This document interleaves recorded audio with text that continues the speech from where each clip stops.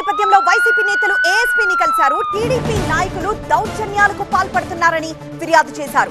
ఎన్నిక సందర్భంగా తమ పార్టీ కౌన్సిలర్లకు విప్ జారీ చేసేందుకు ఎంపీడీఓ ఆఫీస్ కు వెళ్లినప్పుడు రాయదుర్గం ఇన్ఛార్జ్ గోవింద్ రెడ్డిపై టీడీపీ నాయకులు దాడికి ప్రయత్నం చేశారని వివరించారు.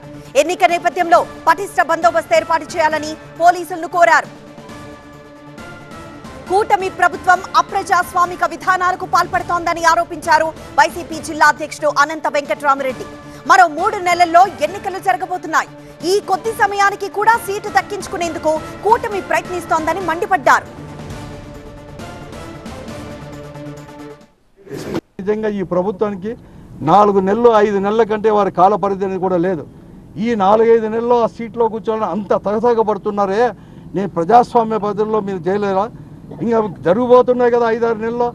ఆ ఎన్నికల వరకు కూడా మీరు ఓర్చుకోలేని పరిస్థితిలో ఉన్నారు అని చెప్పి నేను చంద్రబాబు నాయుడు గారిని నేను సూటిగా కూడా ప్రశ్నిస్తున్నాను. మీ వాళ్ళు ఇంత అప్రజాస్వామ్యబద్ధంగా మీ శాసనసభ్యులే మీ అంతా కూడా ఇంత వేధిస్తుంటే ఇలా కూడా ఉందా?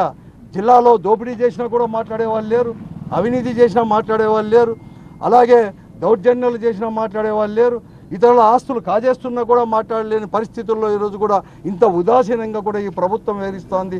ఈ పోలీసు వ్యవస్థ కూడా వేధిస్తా అంటే ఎలాగ ఉంటామో లేదు. అయితే వైసీపీ ఆరోపణలను అధికార పార్టీ తప్పుపడుతోంది. చట్టానికి లోబడి తాము ముందుకు వెళ్తున్నామంటున్నారు మాజీ మంత్రి కాల్వ శ్రీనివాసులు.